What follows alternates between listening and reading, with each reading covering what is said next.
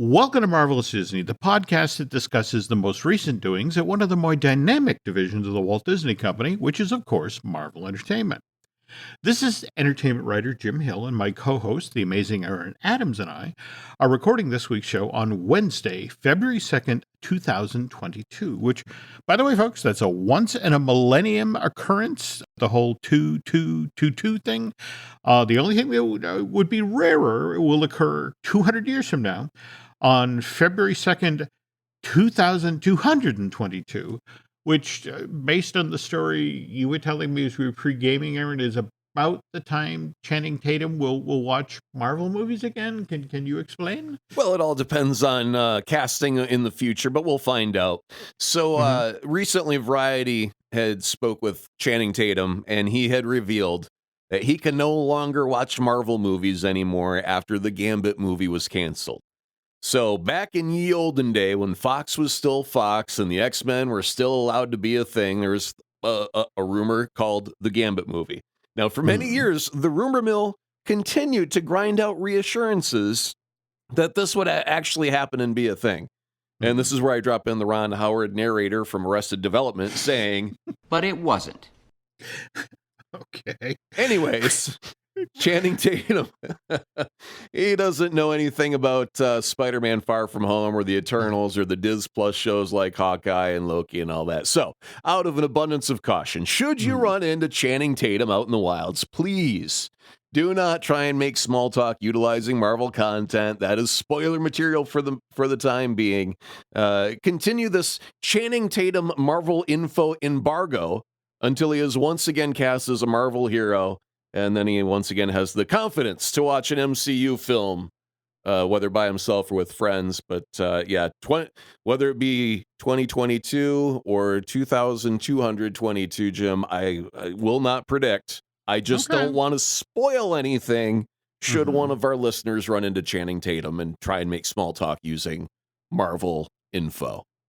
Now, speaking of not spoiling, you were very kind earlier tonight, again, while we were discussing what to talk about tonight, about the MJ Black Cat comic book crossover, which evidently has been causing quite a stir. Do you want to talk about that? It did. It lit up Twitter for like a whole minute and a half. No, it was like a full day where people are chatting about it. And three things are what brought this to people's attention.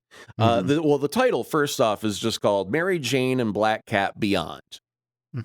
And the three things that stood out is that MJ ends up getting into one of Felicia's Black Cat costumes. And the fanboys, you know, when you see your chocolate and peanut butter, you know what's up. All right, moving on. Number two, Felicia says that MJ has a dump truck booty, which was really funny. And then finally, Pete wakes up with both MJ and Felicia standing at his bedside, and he ends up muttering, this dream again. Go easy on me, ladies. So it looks like they're looking to have a riotous good time with this title, Mary Jane and Black Cat Beyond. They've got, like, I swear, almost half a dozen alt covers for even issue number 1 right now. So by all means, go to your local comic book store and look at all the various different cover art that they have for it, because some are very cute and whimsical, some are drawn to be sexy because he obviously got MJ in the Black Cat costume and whatnot, but fans seem to really, really enjoy it. And the main thrust of the story was that MJ becomes the Black Cat for a little while as she helps Felicia Hardy to, quote, spoilers redacted, end quote.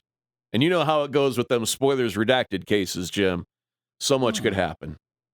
Oh, okay. I'm going to have to chase this one down. That sounds like a hoot. Well, all right. Speaking of Spider-Man related stuff, what a surprise. Spider-Man No Way Home was number 1 at the box office this past weekend.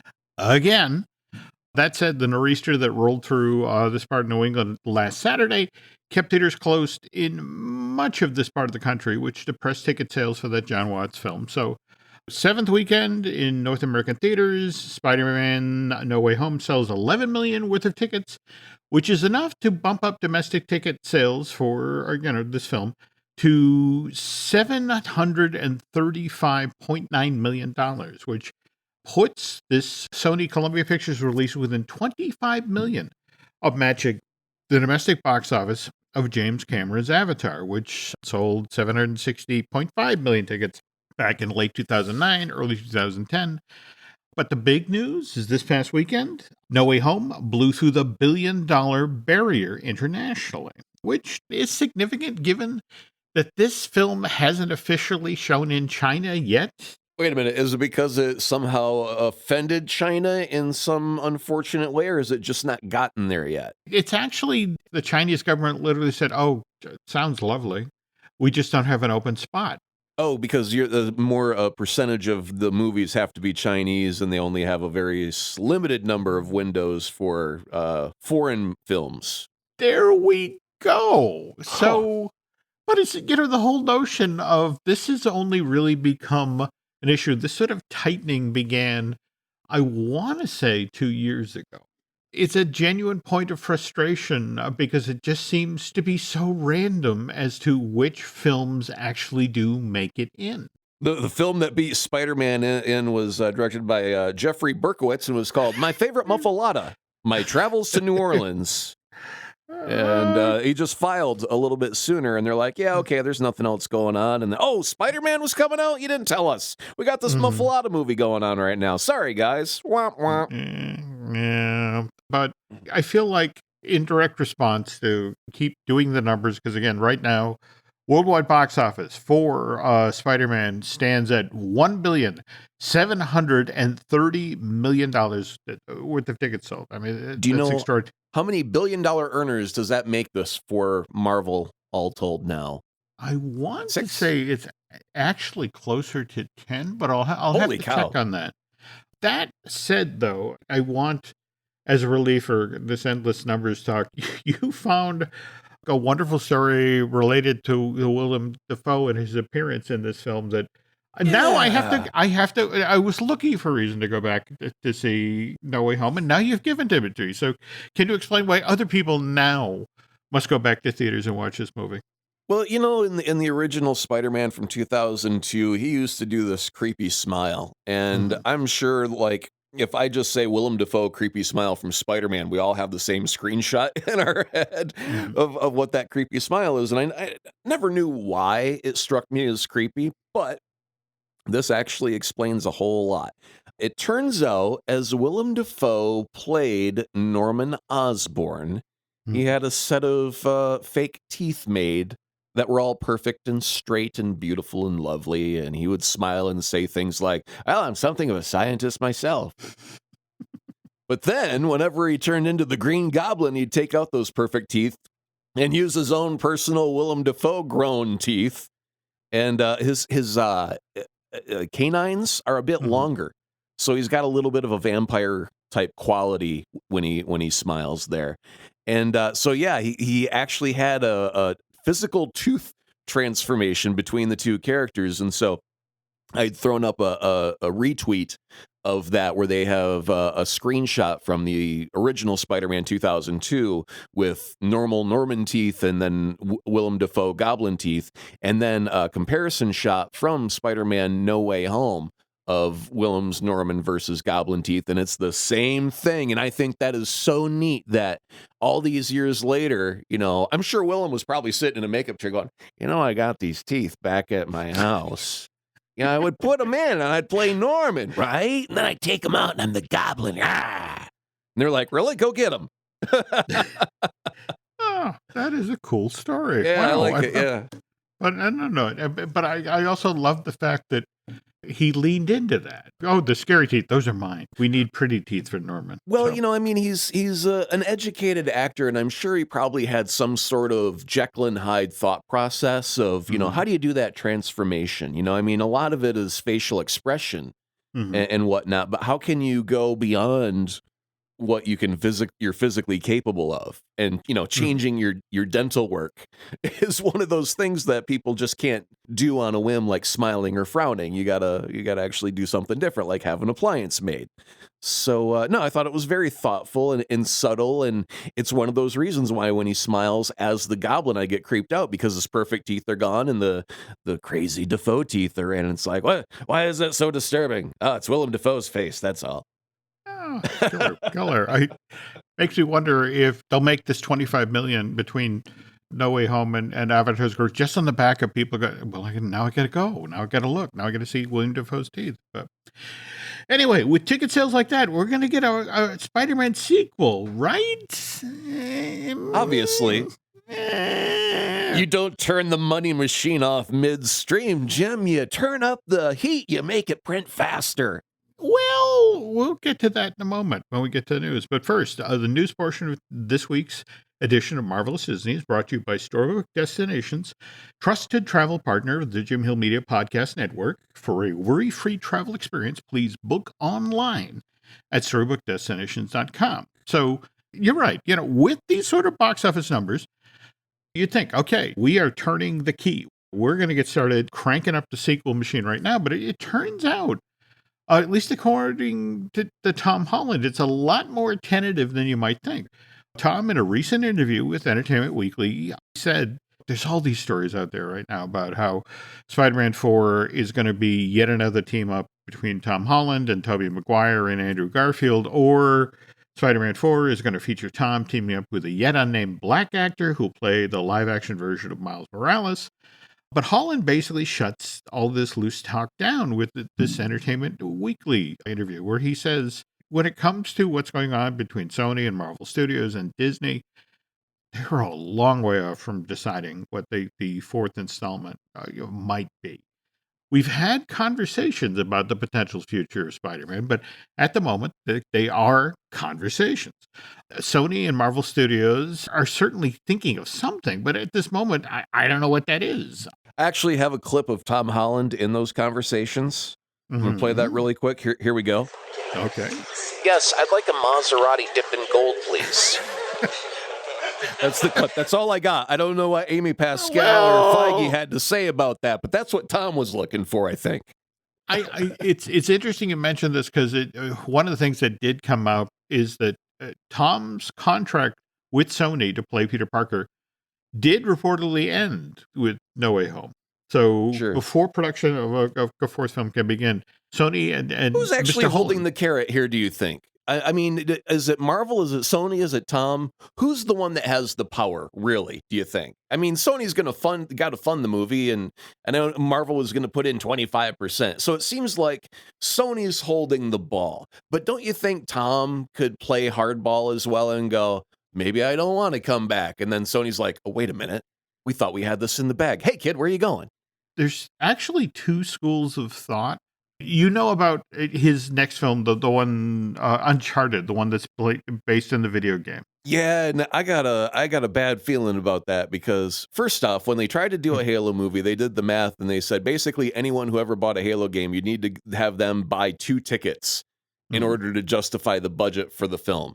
So no matter how popular Uncharted was as a video game, it's a much smaller number of people that are familiar with that as a property, as an IP right now. So even if you get all of those fans into a theater, you're probably not going to get your budget back, which means that the general public has to have some interest and join in on this ride for them to make bank. And right now, the buzz on the trailer is not all super hot. Some people are saying that it looks kind of not awesome. Okay. Again, there's two schools of thought that Holland should make the deal for the new Spider-Man movies before Uncharted comes out for much the same reason that you just mentioned, to the effect of, it's only going to hurt his quote if this movie doesn't open well, if it underperforms. So he has the power right up until February 22nd when this movie opens. On the other hand, if he rolls the dice and a surprising number of people turn out to see Uncharted because they really enjoyed, Spider-Man No Way Home, and boy, that Tom Holland, I like him. I want to go see him in another movie. That then hands him the power, at least for that first week that the movie's open. Then of course the danger is if you don't make the deal in that moment when you're hot, and in weekend 2, the box office falls off by more than 60%. And that's the magic number these days, that if you can hold 60%, if it holds, then okay, you're legit, and you're an A-lister, and that should be paid accordingly. But again, it would be fascinating to be in the room and to hear these conversations going on about, do we make this deal ahead of Uncharted opening or after Uncharted opening? I mean, it's easy to get a good feeling for the movie because it's kind of filling this Indiana Jones type void at the moment. You know, we haven't had like a good adventure across the globe romp with, you know, a lead hero who's got the leather jacket and fedora and swagger and all that, right? You know, we just love those, almost like a Romancing the Stone type vibe. And we haven't had one of those in a while, and it kind of fills that void. And I think a lot of people that like that type of movie experience are down for that, going to buy a ticket for that. I think your Tom Holland fans are going to go for that. And Mark Wahlberg, for crying out loud, he's no chopped liver. I think Mark Wahlberg fans will turn up. And so you've got some star power. You've got the video game franchise behind it. It's just that fans can be so darn fickle. And not only can they be fickle, they can be vocal. And man, if it doesn't hit on all cylinders, they're going to just scream bloody murder, and it won't help. What's also fascinating, though, about the Tom Holland situation is, remember, while his contract with Sony is supposedly up with the release of No Way Home, he still has his deal with Disney and Marvel Studios. And there's an understanding that Tom's character is going to appear in a couple of MCU things coming up. But what I find intriguing about that, Aaron, is from a story point of view, we just erased the memory of Peter Parker, right? You know, at the end of that movie. Yeah. So how exactly does he come back in if nobody knows who he is? Because don't we basically start with film 4 with, no. See, you're asking the question wrong. You're assuming that they have to know he's Peter Parker to be part of the club. They don't need to know that.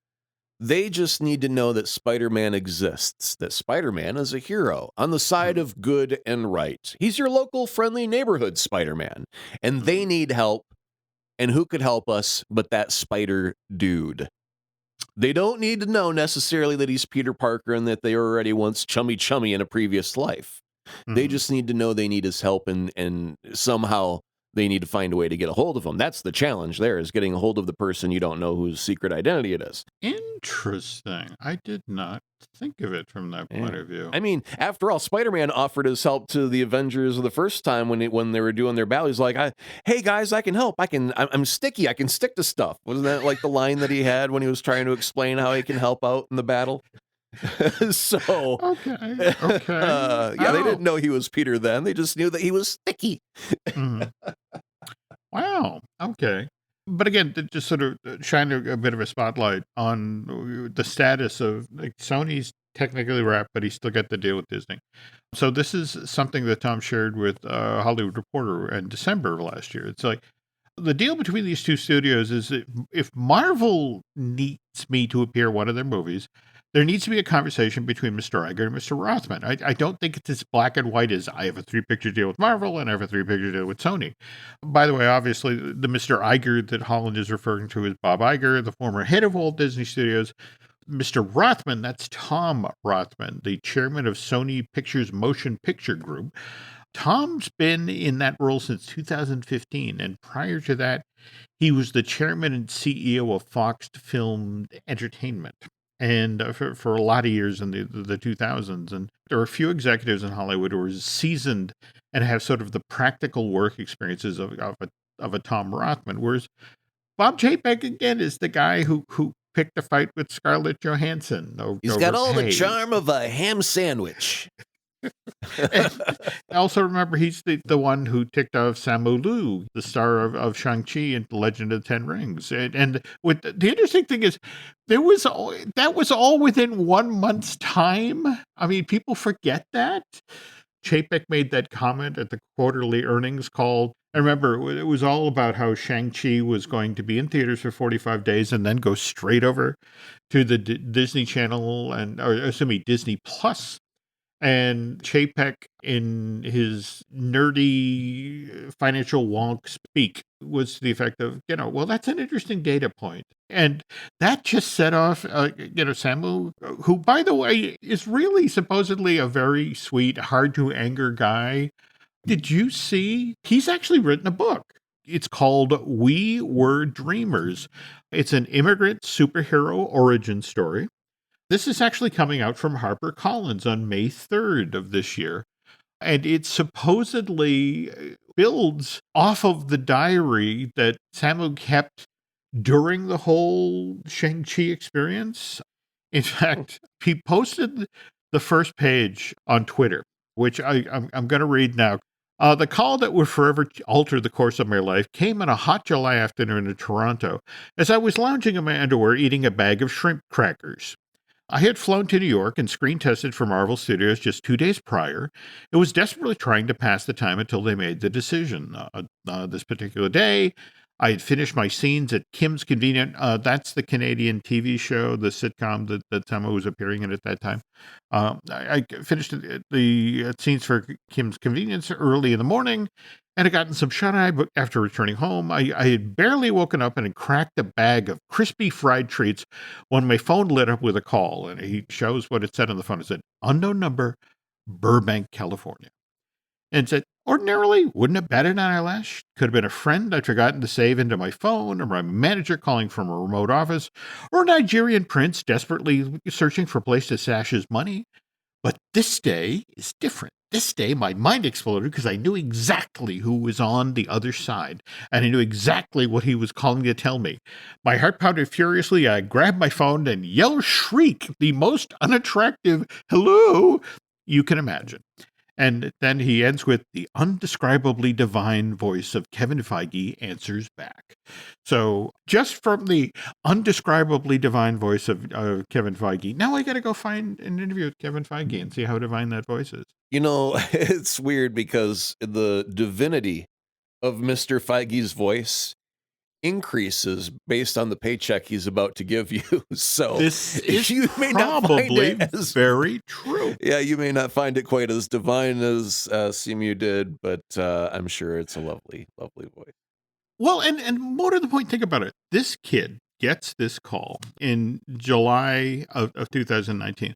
And just a few days later, Sam was standing on stage in Hall H at San Diego Comic-Con, being introduced to 6,000 screaming Marvel fans.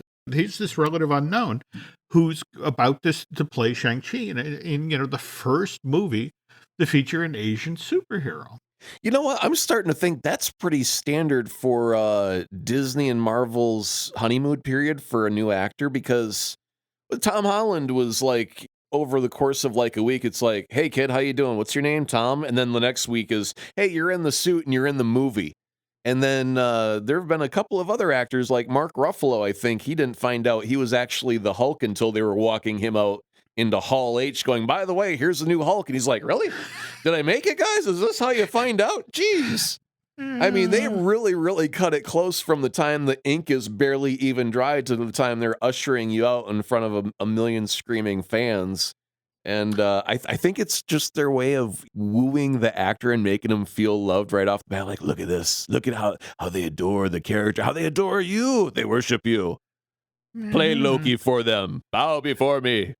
Well, but I have been in a couple of these Hall H things. And what's so funny is they'll bring out the entire cast. Mm-hmm. And again, it's in front of 6,000 people who are, the hugest Marvel fans on the planet. And I still remember to this day, in fact, you can find the footage of it on YouTube, Tom Hiddleston on stage in his full Loki outfit, extorting the crowd in character, to bow before me.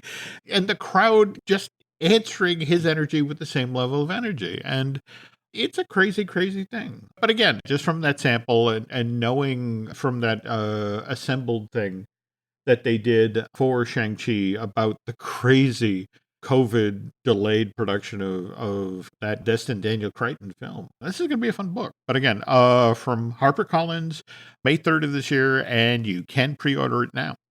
Anyway, we were mentioning earlier Bob Chapek and him making that interesting data point comment, which set off Samu, who, jumped on social media. And again, this interesting experiment, data point comment.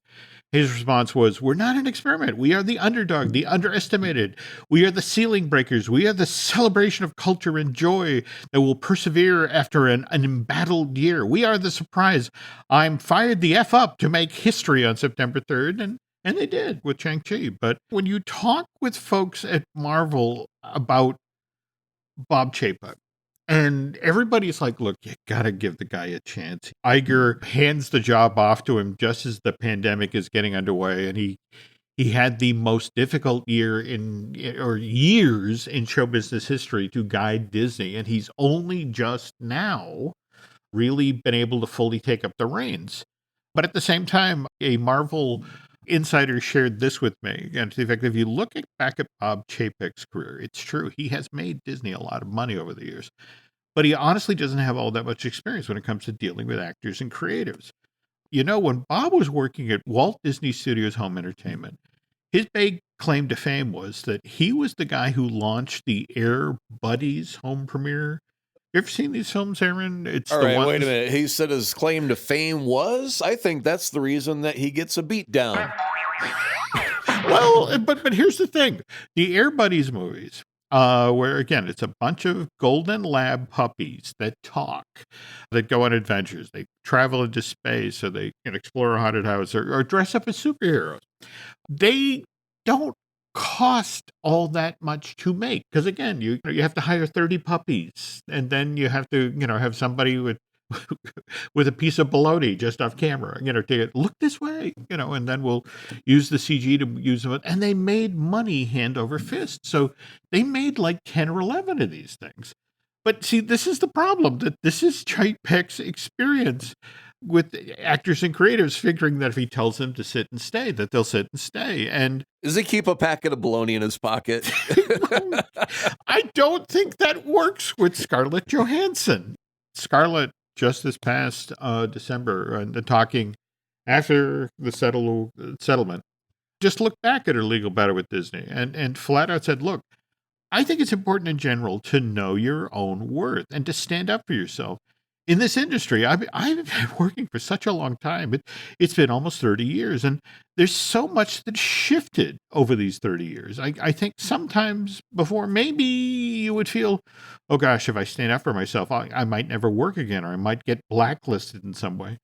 Thankfully, that's changing in the zeitgeist. And honestly, I think that if the entertainment industry is actually going to change, someone needs to lead that charge. And I don't think Scarlett thought that when she filed that suit, she'd necessarily be leading a charge. And honestly think that Bob Chapek never expected to be cast as the villain.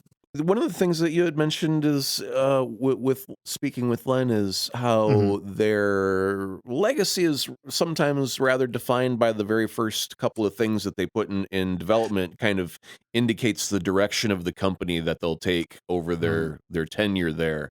Yep. Do you have any bets on like something you think Mr. Chapek would be all about green lighting? Like, oh, that's right up his alley. This type of thing, whether it be a specifically branded ride, a product, a movie, anything that you see? I'm blanking the name of the young adult novel series that Lucasfilm they announced with great fanfare at the last D23 that this Lucasfilm had acquired this young adult series. And the interesting thing is, within like the last 2 months, it was revealed that Disney had let the rights to this property lapse. So it was no longer going to be produced by Lucasfilm. It was going to be produced by Paramount.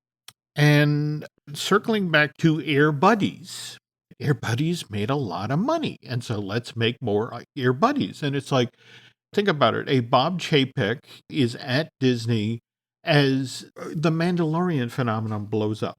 And, everyone on the planet needs a Grogu. If you're a Bob Chapek, it's the whole notion of, it's like, well, let's make more of that. And it's like, well, what about the young adult thing that we bought that we're going to diversify? And it's like, this is not a time to diversify. This like the audience just told you, I love this cheeseburger. Right. Go make more cheeseburgers. And as I'm scrolling and I'm seeing all of the Fry gifts saying, take my money for the Grogu, I'm thinking we make the Grogu. That's what I'm thinking, right? Yeah.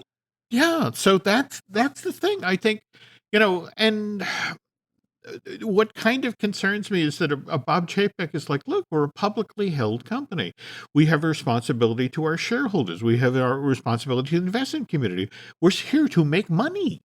But that's a thing of, if you look at the actual Disney legacy, it's like, okay, but you were creative and you were innovative and you took risk. That's you did the downside of it. Seems like you're now taking the safe route. You're no longer innovating. You're just cash grabbing what was popular. But like, what after that's done, what do you have to cash grab next? Because you didn't innovate in between those two periods. But you bring up an interesting point, and I keep hearing from friends to the effect a lot of people at the studio are bringing a lot of projects to Bob because, again, in much the same way that Michael Eisner defined himself by, it's like, okay, we're going to be the ones who actually do Roger Rabbit. We're going to do this live action animated film that's impossible.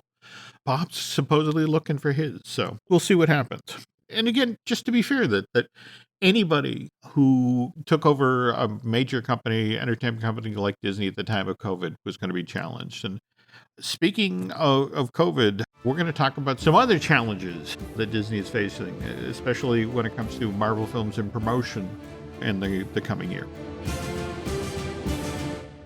The family that vacations together stays together. At least, that was the plan. Except now, the dastardly desk clerk is saying he can't confirm your connecting rooms. Wait, what? That's right, ma'am. You have rooms 201 and 709. No, we cannot be 5 floors away from our kids. The doors have double locks. They'll be fine. When you want connecting rooms confirmed before you arrive, it matters where you stay. Welcome to Hilton. I see your connecting rooms are already confirmed. Hilton, for this day. Every story you love, every invention that moves you, every idea you wished was yours, all began as nothing. Just a blank page with a blinking cursor, asking a simple question. What do you see? Great ideas start on Mac. Find out more on apple.com/Mac.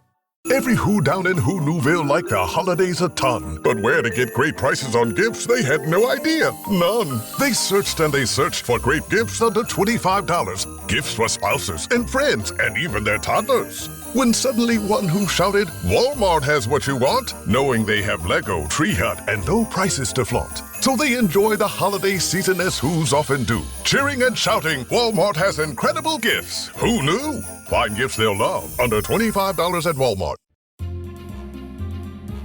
I'm just going to lay this out here.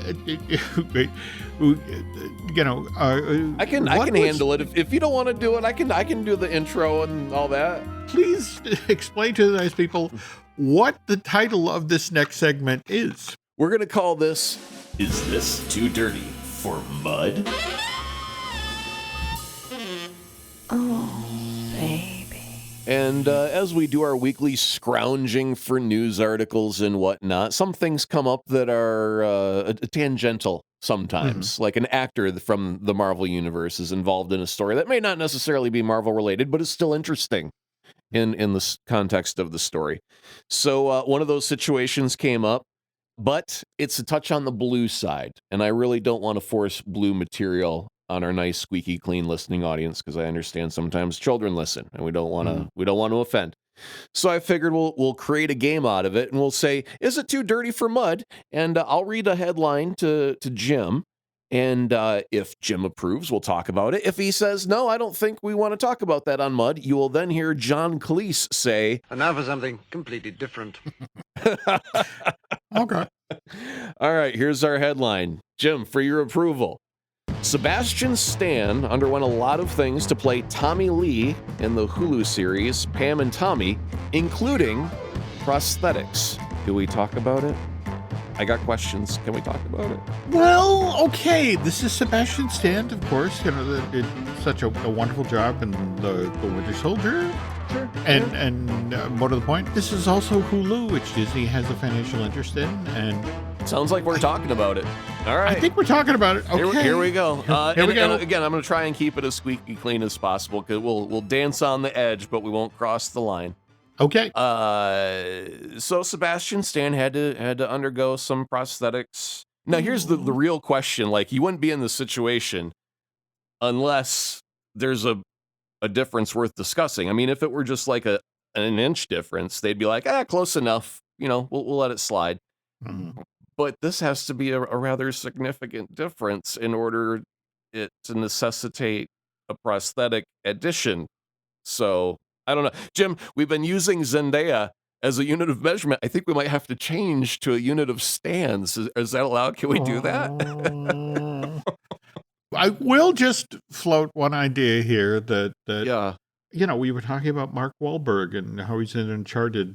Yeah, he went through that, right? With Boogie Nights. He did, with Boogie Nights. And it's just, if you're a Sebastian Stan, do you call a Mark Wahlberg and ask? Like, did you take give your guy a tip? Well, I mean, I know you gave him the tip, but okay, well, there we are. All right. So welcome to the edge, because we just walked past it. Okay, moving on. Okay. We'll just say hooray for being cast in an awesome role. Sorry it required so much makeup work. Not talking about the tattoos. There we go.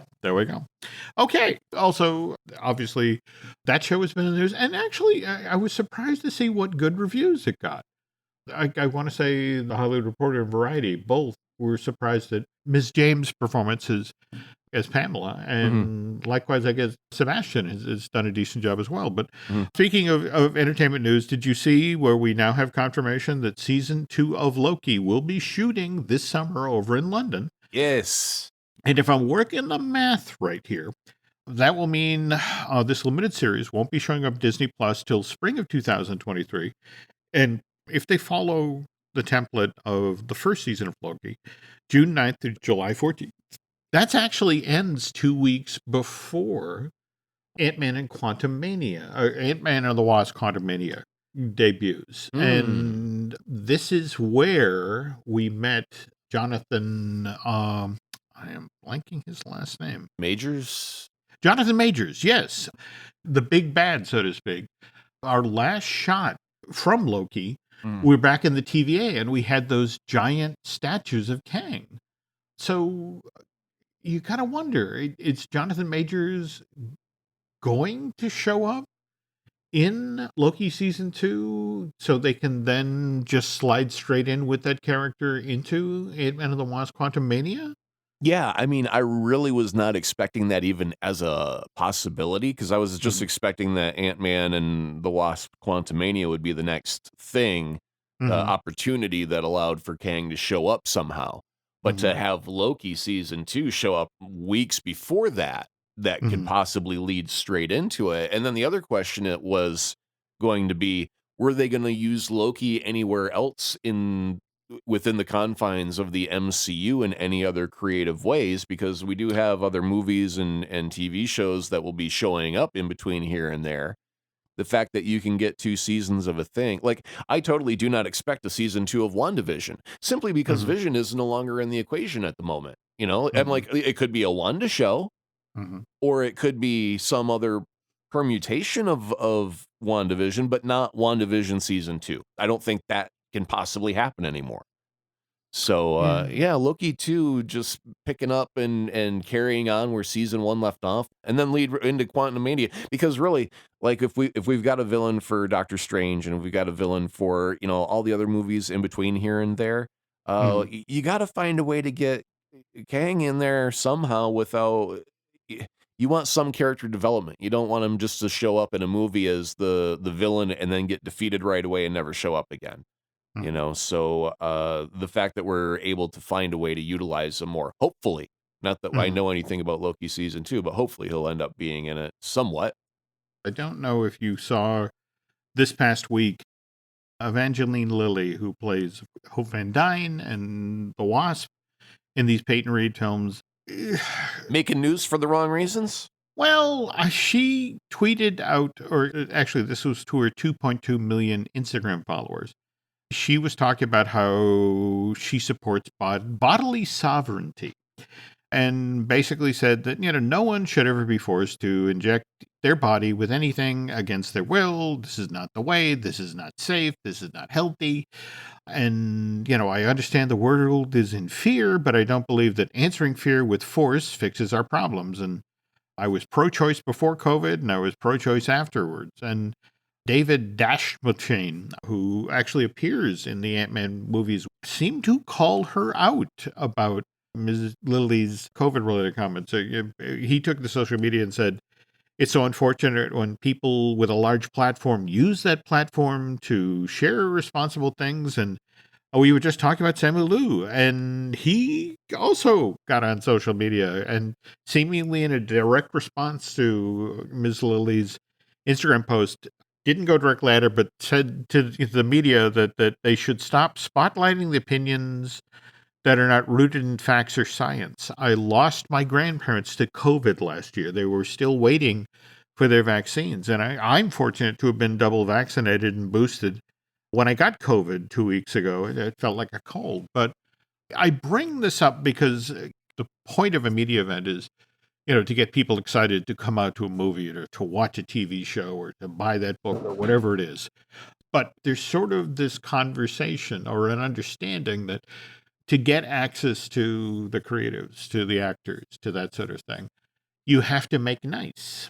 You have to be polite. You have to ask the right questions. And what's always interesting about when you go to one of these things, sometimes it's just inferred, but sometimes you literally are told that this performer will not be asking or answering questions about their private life, and they won't be talking about the film they made previously that bombed at the box office or that sort of thing. I mean, you're literally told this by the PR folks. And there's a consequence if you choose to ignore this. And I bring this up because just last night, MJ, the musical, which is a brand new jukebox musical that's built around the song catalog of Michael Jackson, opened at the Neil Simon Theater in New York. And they had a red carpet. And Michael Appler from Variety was on the carpet, and he was actually asking members of the cast about the allegations that have been made about Michael Jackson and, for the past 30 years. And after several members of the cast gave thoughtful responses, a representative from the show's producers came up to Appler and said, I've been hearing you're asking difficult questions, and not an opening night. If you want to ask real questions, you can schedule an interview with the cast.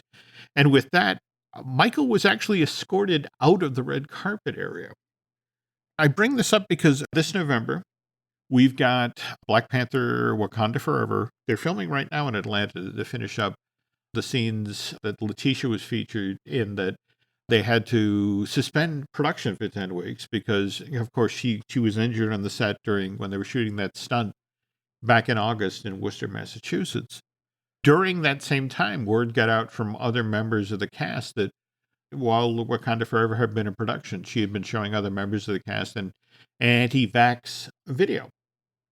And so I'm kind of fascinated by what happens now going into, we have these two high-profile Marvel films coming out. Mm-hmm. And in both cases, you have two actresses who have, well, in one case, it's kind of a he said, she said, the effect of, because the source for the Letitia Wright anti-vax story, it's coming off of the set without any attribution. It's just, literally other cast members said that she showed this video. It's easy to deny. But on the other hand, Evangeline Lilly literally put this out there online. Now, mind you, when she's been confronted on this sort of stuff in the past, she's actually gone on social media to apologize. For example, very early on, she was dismissing coronavirus as a respiratory flu. But when she got pushback, she got on social media and said, apologized for what she called her arrogant comments. I thought I was infusing calm into the hysteria. I see now that I was projecting my own fears into an already fearful and traumatic situation. So for one, You've got a problem with Kevin Feige because he doesn't want to fire these people over this. No. So I have it under good authority that he is working on Captain America Civil War Part 2, where the heroes are divided on whether they get the jab or not. And they come up with the COVID Accords, much like the Sokovia Accords. But it requires all heroes to either get a jab or wear a mask, and then a battle ensues on whether they want to wear a mask and for what reason. Is it to hide your identity or to keep other people safe? Because I'll wear a mask to hide my identity, but I will not wear one to keep you safe, mister. My identity rights body thing argument. was about to say it, and that film will do exactly half the box office of the original. I don't know if you get Tom Cruise to come in as a reincarnated Iron Man, because we all know a good cameo will boost your numbers. There we go. And Tom Cruise doesn't have anything going on, because all his movies have been put on ice for another 2 or 3 years. By the way, he should just start rolling on Mission Impossible 9 and 10 while he's waiting for him to come out. He's going to end up like Prince. After he dies, he's going to have Mission Impossible movies released every 2 years after his death for the next 10 years. Well, it's interesting you bring up the pushback, because Deadline had a wonderful, somebody sent in a joke to the effect about Top Gun Maverick, and I think that also managed to get pushed back as well. And it was making the joke to the effect of that movie has been pushed back so often at this point, they should be flying biplanes. All right. Well, anyway, folks, so that is going to do it for this week's Mud. Aaron, can you tell the nice people where they can find you? Yes, and I have to warn you, I have kidnapped a beautiful puppy from a loving family. And if you want this puppy returned to this family, I require 12 new Twitter followers at AzaProd. Be quick about it, people. The puppy's happiness depends on it. Wow. Okay. Do you remember the old, was it Cracked or Matt? No, it was National Lampoon. Buy this magazine or the dog gets it. I have that magazine. Yeah. Wow. That's where that bit comes from. Thank you. I love that callback. Okay. Well, okay. For us on the social media side, you can find us on Twitter or Instagram as Jim Hill Media, and over on Facebook as Jim Hill Media News. I should also mention we have some other podcasts here at the Jim Hill Media Podcast Network. We've got Disney Dish with Len Testa. Likewise, we have Fine Tuning with Drew Taylor. If you could perhaps do Aaron and I a favor, if you could head over to Apple Podcasts and rate and recommend Marvelous Disney, that would be helpful. If you want to head over to Bandcamp and subscribe, that would be helpful. And I guess that's going to do it for this week. And again, now I got to go to a movie theater and look at Willem Dafoe's teeth. So hopefully you folks have just as entertaining a weekend, and we'll be back soon.